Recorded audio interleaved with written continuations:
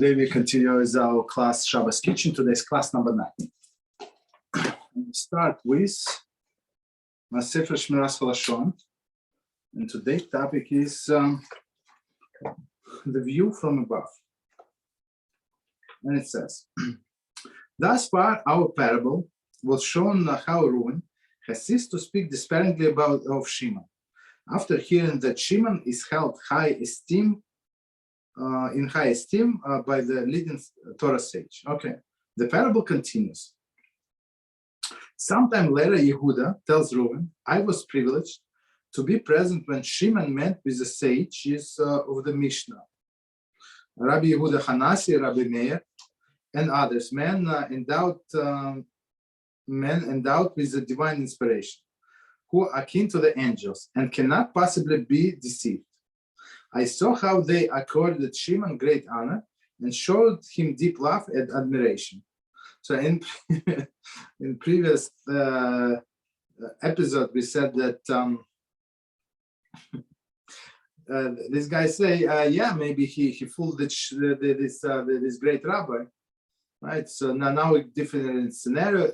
People, the rabbis from the Mishnah, Rabbi Yehuda Hanasi, Rabbi Meir came and they still, for sure, if they honor this person, the Shimon person, so I mean, he's genuine. Okay.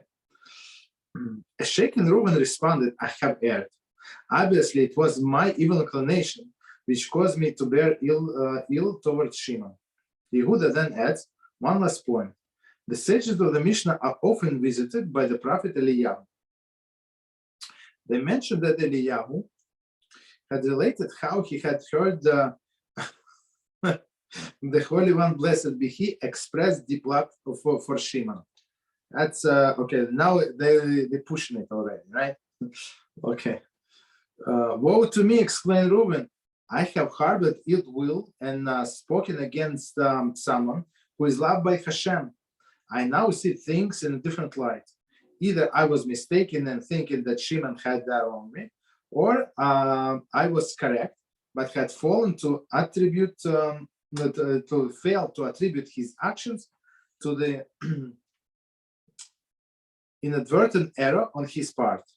For surely he would not have wronged me intentionally. I have sinned grievously in speaking despairingly of this man. So he now says it could be two issues. I was wrong, or maybe he did wrong me, but it was unintentional. He did not know. So, I mean, okay, person did not know. I deeply regret my feelings and actions and will strive to develop true love for Shimon. Scripture states, I love you, said HaShem, Malachi 1:2, and you are children of HaShem, your God. Dvarim 14:1. This is the inherent intent of the phrase I'm HaShem at the conclusion of the verse, which prohibits harboring ill will and command us to love our fellow Jews. Just as HaShem has deep unwavering love for every Jew, so too must we develop within ourselves deep unwavering love for each other. Okay. Okay, 1 second, let me see the next, says see page 411. So here's a 411, 263. So continuation. On this earth, a person sees others clothed in a physical garb, and thus tends to look down upon them and focus on what he perceives as their faults. Hashem, however, sees the essential holiness of every Jewish soul, which is often stated in a holy Zohar, is also, meaning the Jewish soul is also. Hashem's love and regard for each soul is predicated on this knowledge, and thus is exceedingly great. Okay. Baruch Hashem. So possess a good soul. So it's all that depends how you use the soul. If you use it in the right way, it's going to shine and be exalted. If some people do whatever they do, so it's going to be opposite, it's going to be true. So we're working now subtitles for the movie The World of Lies. So if you, of course, it's available in English, but in other languages we're still working on subtitles. Very interesting. Rabbi Reuven Shlita tells us what is happening to people who do not use their soul properly, Jews and non-Jews. Okay, so number 6, returning to the. So we continue Shabbat Kitchen, and we're not up to chapter number 6, and the topic of this chapter is Hazara, right? To return path to the blech. So the key word, as we said many times before, is returning, meaning that it was there before, and you want to return. Okay, introduction. Often a need arises on Shabbos to remove a pot from the stove and take out food and replace it on a blech afterwards. It is also necessary on occasion to transfer the food from one blech to another. For example, to take food in a different house within the Eruv. So you go into somebody for Shabbos meal, right? And we saw it very interesting. That's in US maybe it's not as popular, but I saw it in Yerushalayim. It was very interesting. People on Friday night they would walk with their own containers to visit their friends. So basically everybody would do say a dish or 2 or 3, right? And then they combine together. So most of these are not very rich people, and okay, so they can have a dinner together, which is kiddush together, which is I think it's amazing, right? So what I'm trying to say that since there is an Eruv, so they can even take a hot pot, right? I mean, pot from one blech and put it on another blech. There is no problem whatsoever. I mean, if it's still warm and all this other conditions that we're going to learn, right? Or another scenario, when you want to take food, for example, you have soup on a blech, and you want to serve your family, and you put it back on the blech. Maybe your friends are going to stop by. Okay, so it's so they would have a hot soup, right? So you're allowed to serve. Of course, there are conditions which must be met, and then you can put back. Okay, continue. This action known as Hazara, returning food to the blech. Resemble cooking, and therefore permitted only under the strict conditions. So that's the last sentence says that when you put something on the stove, let's say you are served our example, right? So we took the pot of the blech, and we are serving this soup, and then you bring back this pot to the blech. So if person just came from outside, he or she did not see that the pot was initially in blech, right? So what they see is only when you put the pot there for the first time. That's what they see. Okay, that's why they say it's resemble cooking. Part number 2. The 5 conditions for returning. We learn in chapter 4 the prohibition of initially placing on direct source of heat. Right? That's what we said. This prohibition applies only to placing new food on a flame or a blech. New food. There is a food that were not there in the beginning of Shabbos. However, Hazara, returning, there is replacement on the blech. Food that was taken off during Shabbos is permitted. Okay, so initial placing on a fire or on a blech is not allowed, right? But or returning to the open fire is never allowed, right? But returning on the blech or covered fire, so that's a different story. So let's see. Return on blech. Food that was taken off during Shabbos is permitted. So it was on the blech the beginning of Shabbos. You took it off whenever you took it off, and some things were allowed to replace with blech. Let's see. Transferring food from one blech to another, or from flame to a blech, is considered a form of returning and also permitted. So it was on an open flame, and now you want to put it on a blech. there is no problem. Or from one blech to another, as we said, it's still returning. Okay. Return meaning in halachic sense. Even, I mean, you cannot say that you return this part into your friend's blech because it was not there in the beginning. So, but halachically, it's called return. Nevertheless, for the act of the for an act to be exempt from the prohibition of placing initial placing, and to qualify as Hazara, returning, 5 conditions must be met. So initial placing is not allowed, returning is allowed, and here are 5 conditions. A, the flame to which the food is being returned must be covered. There is with a black heavy-duty aluminum foil or several layers of regular aluminum foil. Basically, as we said in the previous class, that it must be covered. Black is the best, then the aluminum foil, whatever you can cover with. Right? Okay.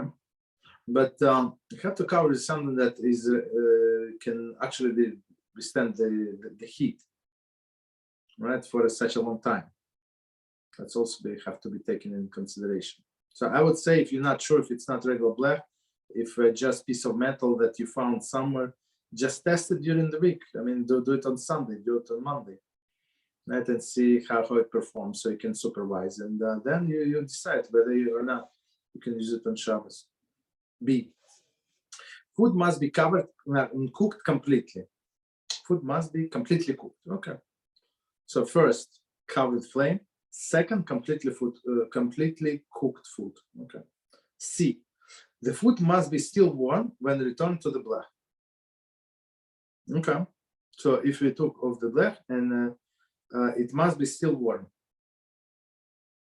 Return to the blech. D, literally still in his hand. Right. The pot should not have been set down during the entire time. It was off the blech of the fire. So basically, you have to hold one handle all the time. Okay, so we're going to learn about it. Okay, and E, the 5th condition, one's original intention when removing the pot must be to return it to the blech. So as okay, so you have to keep in mind that's what I want to do. So if, for example, if we take our example of the soup, and let's say you're not expecting any guest, and usually people don't eat like extra, so whatever they've been served, they eat, and that's it, right? So then I don't need to return. Why should I return, right? So if that's the story, and one did not have attention to return, so now he cannot return, right? Unless there are exceptions, but for now this is the rule. This condition now will be explained in details. Okay. So in many cases, as we're going to see, there are exceptions. In case of the need, stuff like that. Okay. A, the flame must be covered. A pot may only be returned to a flame that is covered by blech. See chapter 5. Okay, previous chapter. It is preferable that the knobs also be covered. As we said, if you can cover, no good, cannot cover, no problems. Okay. Returning a pot to an open flame is not permitted. So only you have to be covered. So only you can only if you cover the flame.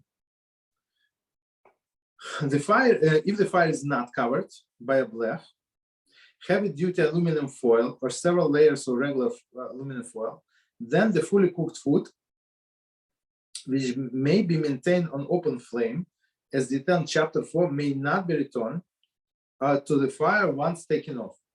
That's what we said before. So you took off, and that's it. You cannot put it back. All right. Okay, so one more time. May not be returned to the fire once taken off. Okay, we said that. Accordingly, it is advisable to always use blech, even when not obligated to do so under the rules of shehiyah, maintaining. in order to permit lifting and return the food. So basically, when if you don't plan to return the food to the flame, I would say in a situation of Friday night, let's say during the Friday night.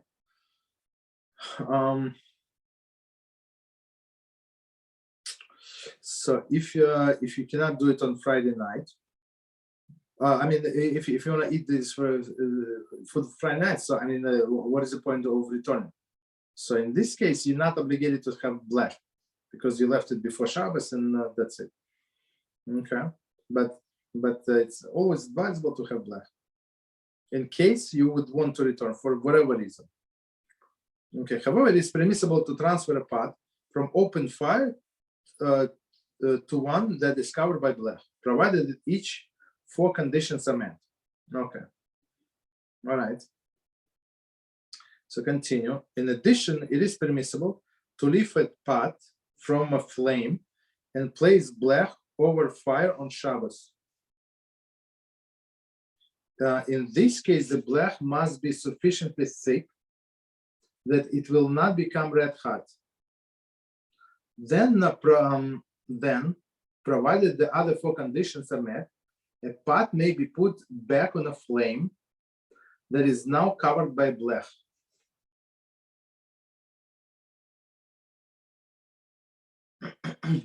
So let's try to read this again, because we had this question in the past. It's a very interesting question. So one more time, and we're going to explain.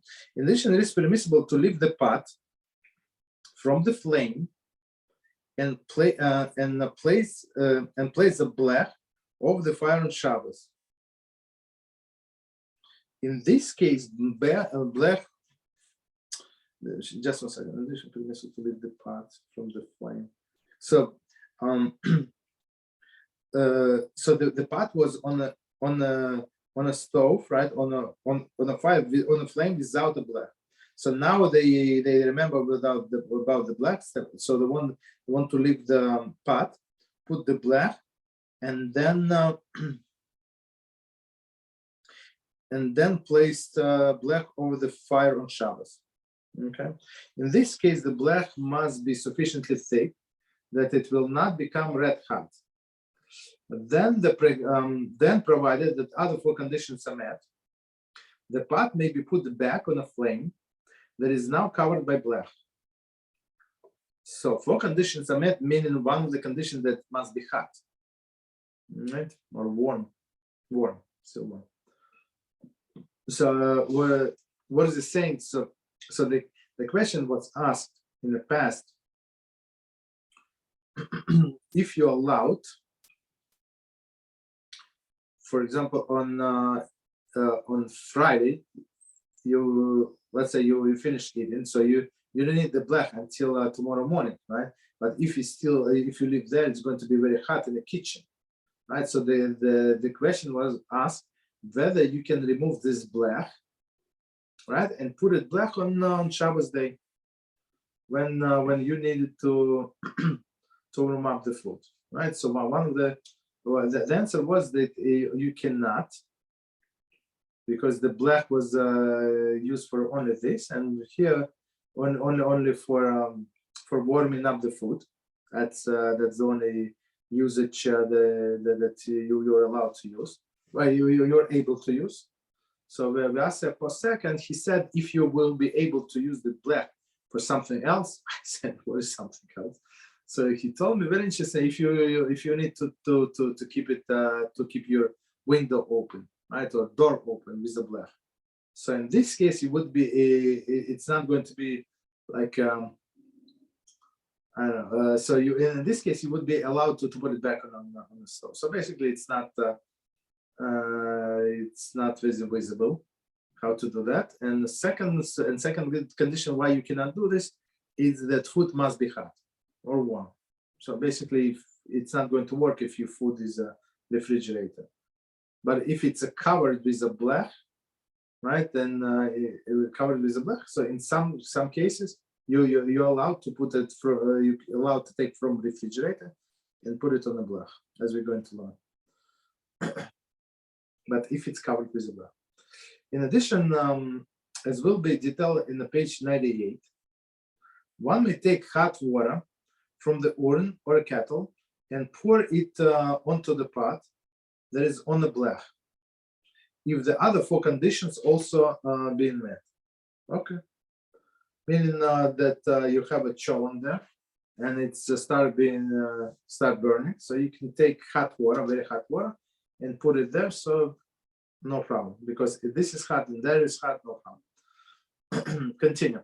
Ovens, crack pots, hot plates.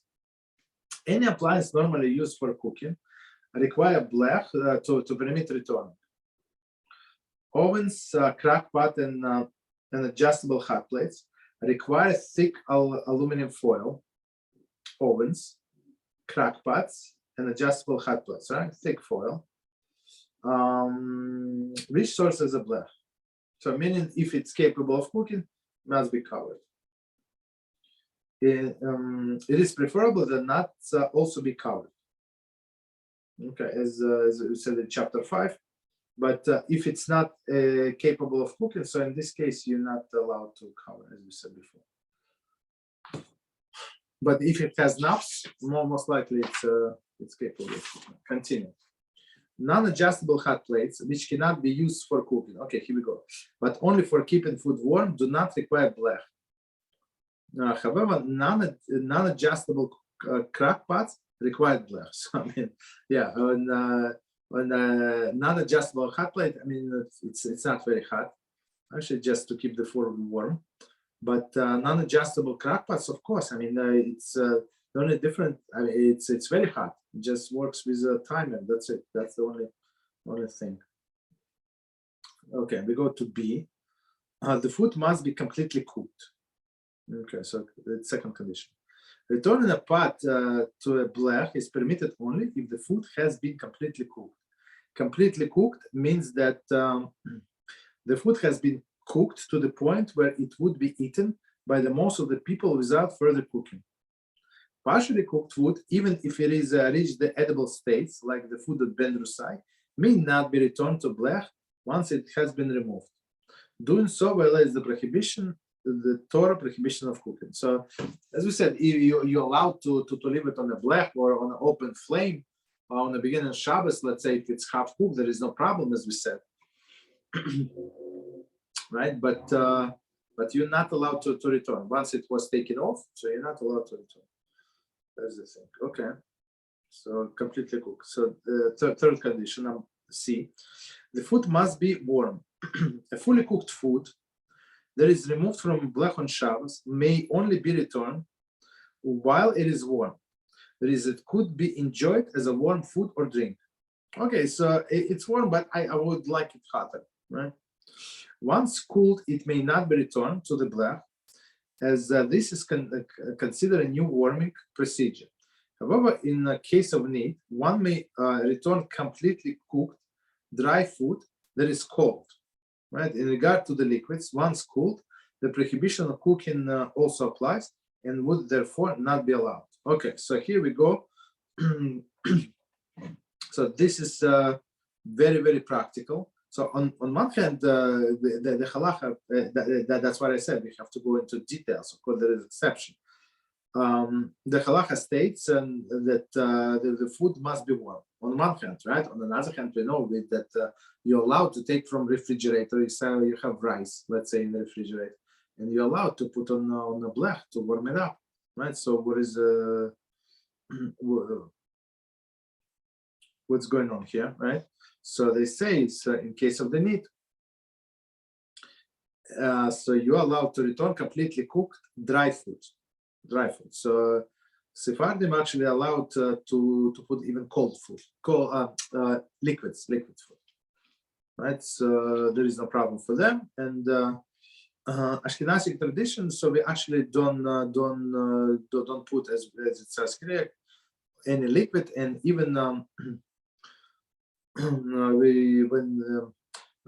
before putting out something on a blech, we try to wipe out all of the condensation. Right, when we take off the lid, you always have all this condensation. Right, we try to wipe it as much as possible. But if a few drops left, of course, there is no problem. It's not our intention to cook it, but most of it you can wipe out. Continue. D. The pot must be still in one's hand. Another condition necessary to make a return permitted is that the pot must be in one's hand the entire time it is off the blech. It is not necessary to keep the pot suspended in the midair. It can be set down on a counter or a tabletop, as long as one does not release the grip, his grip. Only if one sets down the pot and releases the grip, he is forbidden to return it. Okay. So basically, if she wants to serve the food, this is our soup. 1 second, let me have meat.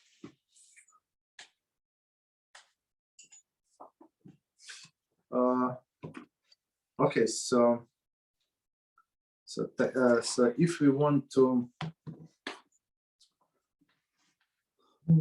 so what is it? So if we want to serve the food, the soup, right? If we want to serve the soup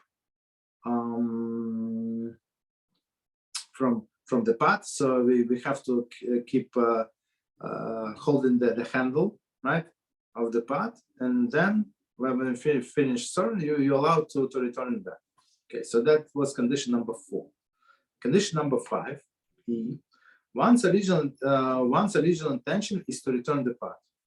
The final condition requires to permit returning the food to the blech is that one's original intent must be to do. Okay, we did not announce that it's 8:15. Let me wait 1 second. My fault. Sorry.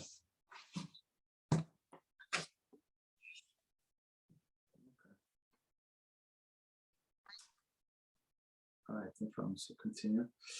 So one more time, the last condition. One's original intention is to return the pot. The final condition required to permit returning food to the blech is that one's original intent must be to do so. Okay. So basically, as we said, that the person has to plan. Okay, I want to serve some food right now, but I want to warm up and keep it warm until maybe I want to eat later some more. If when lifting the pot, one intend to remove it from the blech permanently, he may not return it. As we said, the practical example would be on Friday night, right? However, if one had no particular intention when lifting the pot, he is permitted to return it as long as he did not specifically intend to remove it permanently. So that's a beautiful leniency to us. So if you didn't have any specific intention not to return, so meaning that you would be allowed to return. So let's quickly. Actually, no, there is a summary. Okay. So now, just to remind us, so we learning the laws of allowing us to return to food to the blech. And we said there are 5 conditions, right? Food taken off the flame may be returned only, right? Of the flame to the blech. So from if it was on flame, you are allowed to return to the blech, right? Only if it's completely cooked. Only when it's still warm. If it was not put down and let go of. And last one, E, if one did not intend to remove it permanently. So one more time. So the flame must be covered with a blech in order for us to return. Be completely cool cooked, right? So and while still warm. So basically, as we said, if the fire was not covered, right, but you have a warm food, I know you brought it from your neighbor, or it was on an open flame. So as we said, you're allowed to cover it now with a blech, and you can put this warm food on top, right? You would not be allowed to put the cold food. Okay, that's one of the leniency that we can use. Okay. D, if it was not put down, and let it go off, right? So it's very important to keep holding the pot. And last one, E, if one did not have intention to remove it permanently, right? So I mean, it's proper to always have an explicit intention to return. Whether if you're going to change your mind, there is no problem. But it's proper to have always intention to return. And this condition, it is also permitted to transfer food from one blech to another. Okay, so you're going to your neighbor, so you can bring them your chicken. Okay. Continue. Part number 3. If not all of the 5 conditions are met. Okay, so now we're going to exception. So far we said must be all 5. Now we're going to exceptions. Okay, if not all of the 5 conditions are met. The first 3 conditions mentioned above, the heat source must be covered, the food must be completely cooked, and the food must still be warm, are always required. Nevertheless, food may be returned if all 3 of the conditions are not present. Never may food be returned if all 3 of the conditions are not present. Okay, so one more time, 3 conditions. What? Flame is covered, food is completely cooked, right? And food is still warm. However, the last 2 conditions, food must be still in one's hand, right? And one must have intention to return, must be adhered to lechatchila. Lechatchila, it means in the beginning, right? They translate in the first place. That's initially, that's what we have adhered to. However, b'diavad, so after the fact, post facto, some exceptions do apply, and if one is inadvertently neglected to abide by these 2 conditions, meaning have it in his hand and have intention to return it, there are cases in which returning is permitted. Okay, so now we're going to go in all of the details. So A, I mean, those are exceptions. Okay, exception. If pot was removed from blech on Erev Shabbos, so that's a problem, right? We said returning, meaning that it was there. Okay, so here we go. It was there, or at least it was on a flame when Shabbos begins. So here's a very interesting scenario. If pot was removed from blech on Erev Shabbos, so meaning before Shabbos time. If one removed the pot of warm, completely cooked food from the blech before Shabbos, with intention to return it, and then set it down and forgot to put it back before Shabbos, he's permitted in a case of necessity to return it to blech on Shabbos as long as it's still warm. Okay, so basically the Shabbos started and they lit the candles, and now they see that the pot is next to the blech, not on the blech. So, and the food is still warm. Of course, it's completely cooked, so we are allowed to return. The following example illustrates the rule. When organizing the blech in preparation for Shabbos, one removes the pot from the blech and forgot to return it. Okay, that's a good example. This pot may be returned to the blech on Shabbos as long as it is completely cooked, still warm, and his original intention was to return.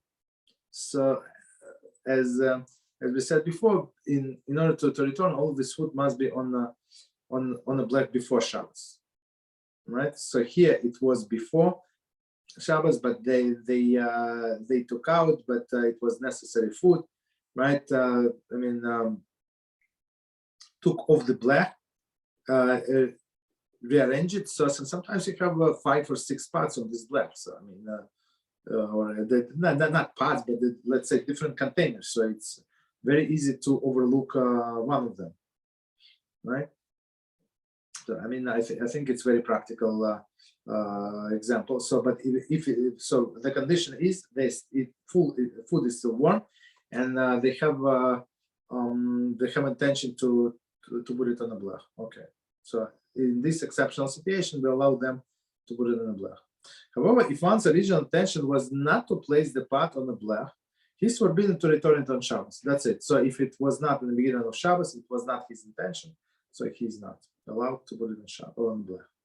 Likewise, if one set of pots on the blech before Shabbos, but forgot to ignite the fire beneath it, he may move the pots to another covered flame, provided the food is still warm. It's very interesting. I'm not sure where this person has another. Maybe, I guess, if you go to your neighbors, right, and they have a blech with fire underneath, right? So you're allowed to take your food and put it on their blech. Why? Because technically you already, all of your foods were on the blech, all of the containers were on the blech arranged, but the only problem, you forgot to turn on the flame. That's a problem. Okay, so there's another exception. Very interesting. Okay, next scenario B. If pot was removed from a blech on Shabbos. Okay, so let's see. If one remove, actually, that's what our chapter is dealing with, right? If one remove the pot on Shabbos from blech with intention to put it in a bag there, and inadvertently put it down on the counter, thereby not fulfilling the fourth condition, he is permitted to return to the blech. Likewise, if one lifted the pot from the blech,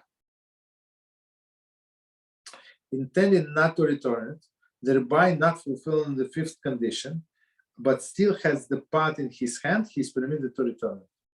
Okay, so let's look at these two scenarios. It's very interesting. So let's read one more time, and we're going to explain. If one remove pot on Shabbos from the blech with intention to put it back, and there he inadvertently to put it down on the counter, right? Thereby not fulfilling the fourth condition, he is permitted to return to the blech. So I would say, I think it's very practical to do that. So you have this pot, and you want to serve soup, right? So you cannot serve soup with one hand. Right? Okay, we have ladle, but you need to hold the bowl, right? The soup bowl with another hand. That's how it works. So it's very, very practical, I think, to put it down and let go of the handle, serve everybody with the soup, and then take it back. I think it's very practical. Okay, so in this case, so even if he or she put it on the counter, top, no problem. Fourth condition is not met. As we said, they let go of the handle, but after the fact, no problem. He can still or she can still return. And second scenario. Likewise, if one lifted the pot from the blech intended not to return it, right? Thereby not fulfilling the fifth condition, thereby not to return another fifth condition, but still has the pot in his hand, he's permitted to return. Okay, so person took off the pot, but it's still warm, still in his hand, and everything. The flame is covered, so he can return. Thus, even if one of the last two conditions exists, one is permitted to return the pot to the blech. However, this leniency applies only in case of necessity. So it's proper, as we said, abide by all of the five conditions, but two last conditions, meaning to have the pot always in your hand and to have explicit intention to return it to the flame, or not to the flame, I apologize, you're never allowed to return to the flame, but to return to the blech. As we said, it is allowed, right, to be lenient in some cases. As we said, if you need to serve, let's say your family, like how it's going to work? You hold it with one hand, the pot, and serve, like it's not going to work. Moreover, in a case of genuine need, okay, here we go. For example, a pot containing essential food. The return is permitted b'diavad even if neither of two conditions was adhered to. Thus, if part of the essential food, and keyword is essential. So if it's not essential, so you can survive without it not being hot and not be returned to the blech. So basically, don't do it, right? Thus, the part of essential food was taken off the blech on Shabbos with intention not to return it, and it was set down. One is nevertheless permitted to return this part to the blech. So here's a more lenient ruling that if they took over this part of the blech and did not have intention to put it back, so and let go of the handle, so still you're allowed to do it in case of necessity, as you said, essential food. As stated above, this leniency apply only if all of the first three conditions are met. What is three conditions? Remind us. Blech, meaning the source of heat is covered, completely cooked, still warm. Okay. C. Very interesting. If fire went out, possible, right? If fully cooked food was left on a blech and the fire underneath was accidentally extinguished, it was draft and somebody opened the window, right? Or possible. The food may be transferred to another blech as long as it is still warm, right? So it was on this blech, so you can transfer to another blech. Even if the flame went out before Shabbos, and one did not notice until Shabbos, the fully cooked food may be transferred while still warm to, as we said, to another blech, to your neighbor. There is no problem. It's nice to have nice neighbors. That's always a good thing to have. Okay. D. If a pot was mistakenly removed from blech, very interesting. Pot was mistakenly removed from blech. Okay. If one mistakenly removed the wrong pot from blech, he's permitted to return it there, even if set it down and intended not to return. So he thought that it's this dish, but it actually was a different dish. Okay, so he did not intend to return it, even though it was not essential food. And I think that's what they imply, but he's still allowed to return because it was an error. To illustrate, on Friday night, one mistook the cholent pot for soup, and upon removing it from the blech, set it down with intent not to return it. He is nevertheless permitted to return on the blech. Of course, it's applied only when cooked is fully cooked and still warm. So if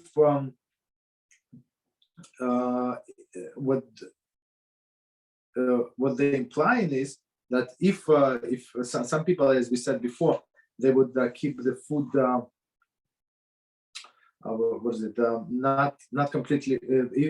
They might keep the cholent not completely cooked, right? So it would cook overnight. So if this person removed this cholent on Friday night, so he would not be allowed to put it back for sure. So because first the three conditions, as we said, must be flame or heat element must be covered with a blech, completely cooked and still warm. Continue. Let's see how much. Okay. E. If electricity shut off, very interesting. If cooked food were left on an electric appliance, for example, a crock pot, a hot plate, and the electric supply was disconnected,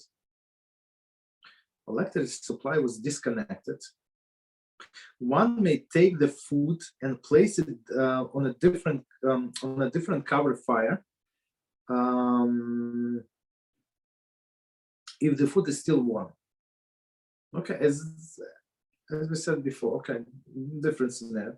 Alternatively, one may leave the food there until the electricity is reconnected and later benefit from the food, even if it was cooled down in the meantime, when the power was out. And then warm up again when the power went back again, went back on again. So it's the last scenario. It's very, very interesting, right? So one of the conditions we said that we're allowed to return while the food is still warm. Okay, it's very good, but here's they say if the fire went off, not fire. The electricity went off, and they left everything. Let's say they have an electric stove. They left everything on a black on this stove, right? And it cooled down for sure. It's going to cool down. So, and then they restored the electricity. So now completely cold food warmed up again, right? Let's say even soup. So they say, well, there's no problem. So my explanation would be, because it's grammar, it's indirect. That's, I mean, you did not do anything on Shabbos to do that, right? It's not like you have a timer or this or that. I mean, you did not do anything. So in this case, it is allowed to eat this food even if it was completely cold and it's warm up. Summary: if one took a pot from the black before Shabbos, with intent to return it, and forgot to do so, he is permitted in case of necessity to return it on Shabbos, provided it has been completely cooked and still warm. Just a second. So, I mean, so one more time, and we're going to explain. If one took a pot from a black before Shabbos, so it was before Shabbos, right? It wasn't a black on Shabbos. He took before Shabbos for whatever reason. His intent to return it. Okay. So we said in the case of rearranging containers on the black, possible, and forgot to do so, he's permitted in case of necessity to return it on Shabbos, provided it has been completely cooked and still warm. Okay. Continue. If one took pot from the black on Shabbos and set it down and intended not to return it, he is permitted b'diavad to return it on the black if it is completely cooked and still warm, but only in cases of necessity. So if person took over the pot from the black and put it down, right, and intended not to return it, so meaning the two last conditions are not met, meaning intention is being fifth, being in his hand is the fourth condition. So okay, so they say okay. So after the fact, so if it's necessary food, so he can still return it if three conditions are met. The first three. In case of genuine need, the food is essential food. This is permitted even to set it down. And one intended not to return it. Just I'm saying, in case of genuine need, the food is essential food. This is permitted even if it was set down and one intended not to return. So even they complicated the case, right? So even if you said, okay, I don't need it, so even since it is a necessary food, for example, you did not know that people are coming and stuff like that. So after the fact, they allow us to put it back on the black. Continue. Next scenario. If the fire under the pot fully cooked food went out, or if the electricity supply went out, the pot may be transferred to a different black while it is still warm. Okay, so we can cover, we can transfer to the different black if it's still warm. Okay, no problem. Since it was on one black, so of course you're allowed to return this black or in different black. There is no problem. Continue. Next one. If one removed the wrong pot from the black, he's permitted to return it, even if they sat down and intended not to return it, as long as the food is fully cooked and still warm. Okay.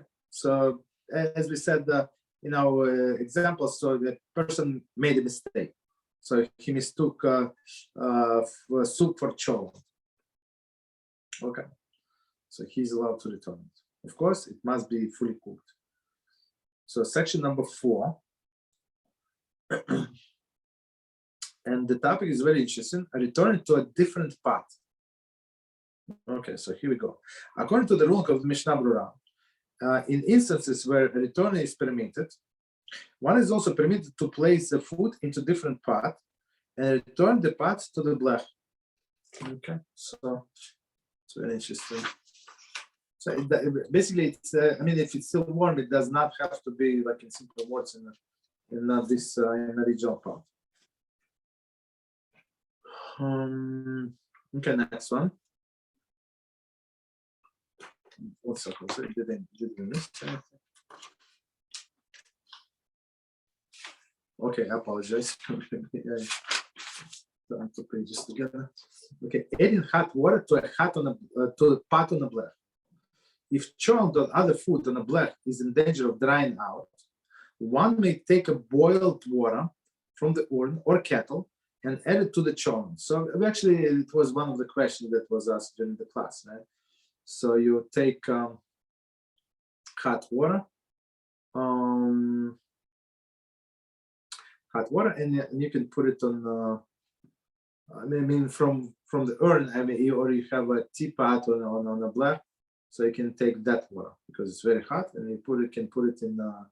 What is it in your churn? In this case, hot water from the urn or kettle is being returned to the blech in a different pot. So it's very interesting.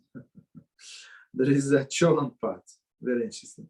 It is also permitted to pour boiled water from the kettle or urn into the cup, and then and from there into the churn. But that's usually how it is done. You're not going to take the whole urn and it's heavy in this water and put it in a pot. So it's usually done through a cup. Okay. However, one must follow the certain guidelines in order to do this correctly, according to halachas of Shabbos, and also according to the halachas of separating meat and milk. I'm not sure what does it mean. So one more time. However, one must follow the guidelines in order to do this correctly, according to halachas of Shabbos. So I'm thinking, what could we do not correctly? I mean, the cup must be parif, of course. Don't use this. What is it, the milach cup, the daily cup, right? It must be parif, or meat pot, or meat cup, or whatever you use, right? But not daily. And also according to halachas of separating meat and milk. So I guess that's what it means. That's the one explanation that I have. That be careful to use cup. To even though it's a water is part of, but that one is not part of. The cholent is not part of. Okay, next one, A. So as not to stir the cholent. Okay, so of course if cholent is still raw, so we're not allowed to stir it.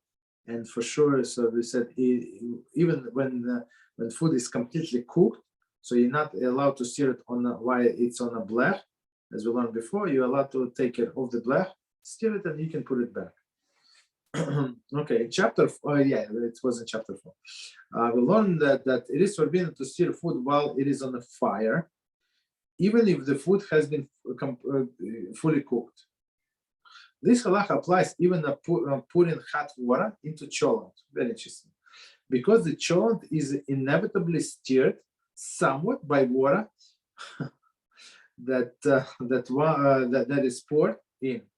Therefore, while pouring, one must leave the pot of the blech or move it to the area not directly above the fire. If it is not possible, one should pour the water into the cholent very slowly. So I mean, it's not going to work, as we said. If he leaves the pot, I mean, how can you leave the pot and pour at the same time? You need at least 2 people doing this. But if the food is not ready, as we said, and he removed from the blech, he would not be able to, not be allowed to put it back with the water, right? So it's not very practical. So I think that the most out of all of these scenarios, the most practical, like it at least look to me, just move it to the area, move cholent to the area, not directly above the fire. So as we said, there is 3 different areas. One is above the fire. Next area is next to that area, and the furthest area is the area number 3, right? So I would say move to area number 3. Add the water slowly and move it back. So the problem is stirring. Okay. B. so that the kettle does not become inflation. So it's a very, very important thing about the vapors, right? So let's see. If cholent pot is steaming, right, and the kettle comes into contact with the inflation contents of the cholent, this can cause the kettle become inflation.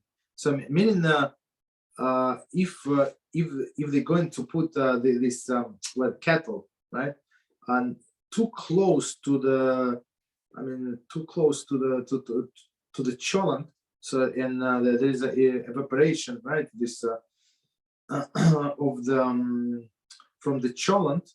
So of course these evaporations are complete meat, right? So it would make our kettle as inflation, meaning meat. There are several options to employ in order to avoid this. Number one, when putting water, the pot of kettle into the cholent, care be taken that this there is a gap of 4 inches between the cholent pot and the kettle, so that the rising steam emanated from cholent, which is inflation, does not envelop the pot of kettle. So the 4 inches is not too big, right? It's like this, I would say. So meaning from this height. I'm not sure. If it's boiling there, I would say to keep even higher. It's like or something like from this side or something like. But keep in mind that this evaporations, the steam, right? They call it steam. So it's very dangerous. So you can make your kettle inflation, which is a problem.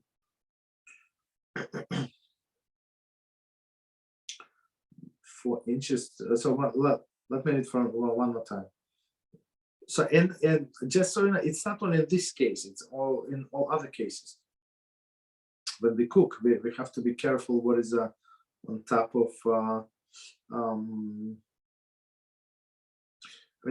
So any part of things would not get in contact with this steam from the milk or from the meat. It does not make any difference.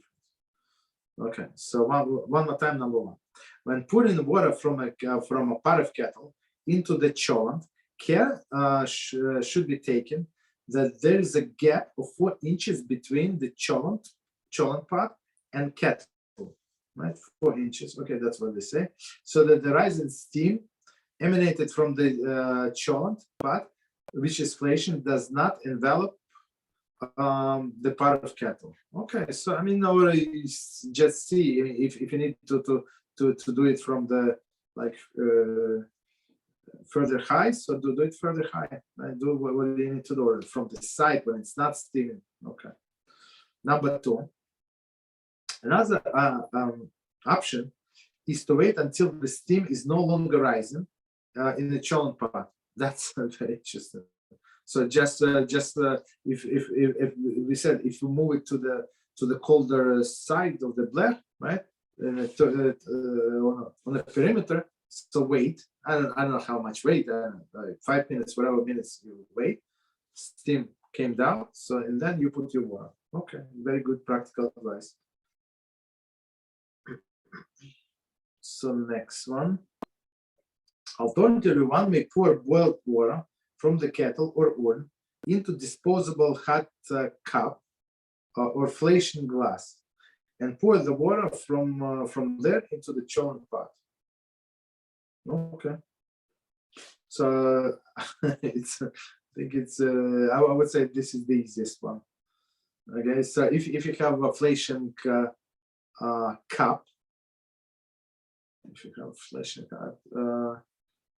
okay, so we do have inflation cups in my house. We do, right? So sometimes we would drink like, I don't know, somebody's sick, will drink like chicken soup from a cup, right? So it's for sure inflation. So you can take that cup. Good idea, right? Or as I say, take a disposable cup. That's it. So you put the water into the cholent and just throw out. That's it. So commentary, one commentary. If one's kettle is used only for flashing, it does not mind it to become flashing. Or if the cholent is paref and the buff is irrelevant. Okay, so for example, if they don't eat dairy, I'm not sure how people don't eat dairy. Maybe if they don't eat dairy at all, there is no problem. But even you see, the problem would be if you use this kettle and you want to drink coffee and you want to add some milk to the coffee, right? So this this spout basically it has some meat residue. Now you're going to pour this water and you think you drink coffee, but you're actually drinking meat and milk together. Okay. Second, next page. Continue. If the water temperature will rise. As mentioned in chapter 2, there is a dispute regarding what the point water is considered to be fully cooked. Okay, here we go. Some say it is considered cooked at 160 degrees Fahrenheit, while others hold that it must reach boiling point 212.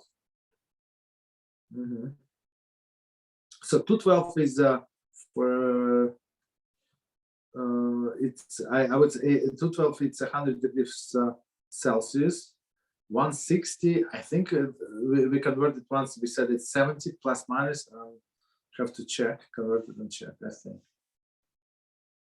Okay, so one more time, two opinions. One is more lenient to 160. They say that water is cooked. One is 212. So it means cooked, meaning what? It's boiled. It should be noted that regarding this instance of adding hot water to the hot food, there is drying out. One may rely on a lenient view. Meaning, in the case of necessity, you're going to lose your essential food, essential Shabbos food. So, meaning you can rely on 160. If the water is an urn, which does not usually reach the boiling point, was heated to at least 160 degrees, it may be added to the pot.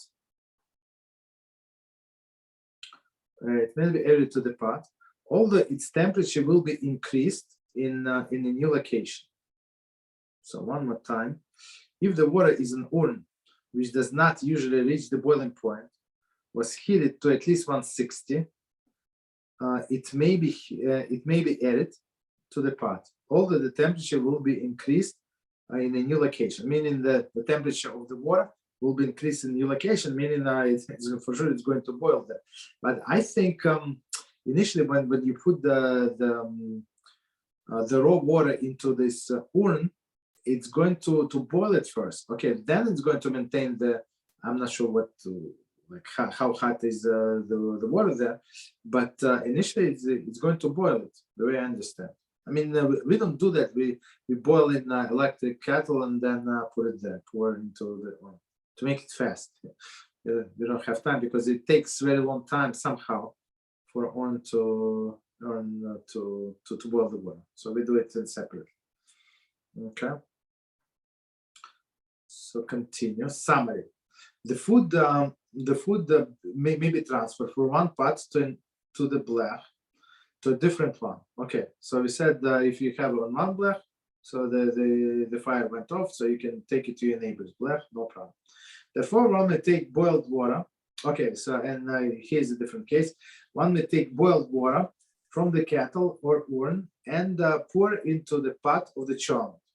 So meaning what, that it was in one location, right? It was in location meaning the blech. Well, let's say blech, right? With the urn or kettle. Let's use kettle as an example. I think it's good to example, a better term. So you have a kettle that was on an urn or on a blech, and now this cholent is burning. It's actually on the same blech. I'm not sure if it's a good example. Let's say on an urn or it was in an urn. right? The hot water. So you can, let's say it was black, even though there is no black. So you can place it, let's say it was on fire, let's say, right? In some sense it was on fire. So you can take it from there and put it on a different black that is on a cholent. Of course, you return it into container with the cholent. However, the cholent pot should be moved off the flame, as we said. If it's not possible, the pouring should be done very slowly. Meaning what? That we're afraid that it's going to sting. Okay, slower. One need not to be concerned that the water from the urn will be heated even more than when transferred to the cholent, as long it is already 160 degrees. So 160 is, I mean, it's hot, but it's not too hot. So if it is 160 as of right now, so if it's kettle, for sure it's 160. I guess most likely I would say, maybe not sure if it's on the perimeter. All right, so maybe it's not 160, but close to it. Or if it's in an urn, yeah, I think it's 160. Okay. If using a pot of kettle, care should be taken that it does not become flashing from the steam rising of the cholent pot. If cholent is flashing. Okay, so if you have meat in a cholent, so be careful if you use a pot of kettle, because why? As we said before, the steam from the cholent can make it flashing, meaning meat. This kettle can be meat. Okay. Part number 5: removing food from a rack left in the oven. If pot removing food from a rack left in the oven. Okay. If the pot is near the entrance of the oven, which is on, it is permitted to remove some food from the pot by pulling out the oven rack. After removing the food from the pot and closing the lid, one may push the rack back in the oven and close the door. See chapter 27 about electrical appliances regarding opening and closing the door on Shabbos. So that's a separate issue. So what they're saying is very interesting. So we said before in chapter 4, I guess, as they remind us today. So you're not allowed to take scoop the food from the pot that is on a black or on an open flame, right? Because it's going to accelerate cooking. So that's why they say even if you want to serve, right, take some food. They said take this pot off the black, right? Put it on the counter, take the food, and then put the pot back.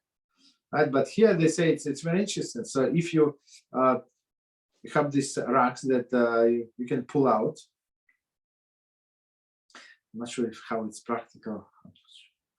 Okay, but I mean, yeah, what I'm trying to say that if you have a hot and very heavy pot in the oven, so how you're going to move this move out this rack and it's going to stand there? I'm not sure. I mean, don't try it at home, or do it together with somebody. So if one person would hold the rack and another would take the food, I think it would be the safest way. But one person, I mean, if you pull out the rack and it's going to only like, I don't know, 4 inches like inside of the oven of this rack, and it can fall down. Okay, continue. Number 6. If the prohibition was violated, if fully cooked hot food was returned to open flame on Shabbos, some authorities rule that it is permitted to derive benefit from the hot food if it is an essential part of the meal. So very interesting. So of course we say it was done by accident, right? The fully cooked food was returned on open flame on Shabbos.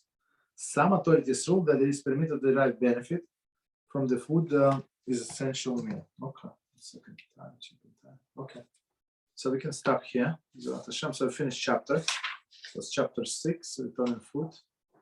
So until tomorrow, thank you very much. So we started this week and for a few weeks, 8:15, please. Okay, thank you very much. Good night until tomorrow. Tomorrow we're going to learn Kitzur, HaShem.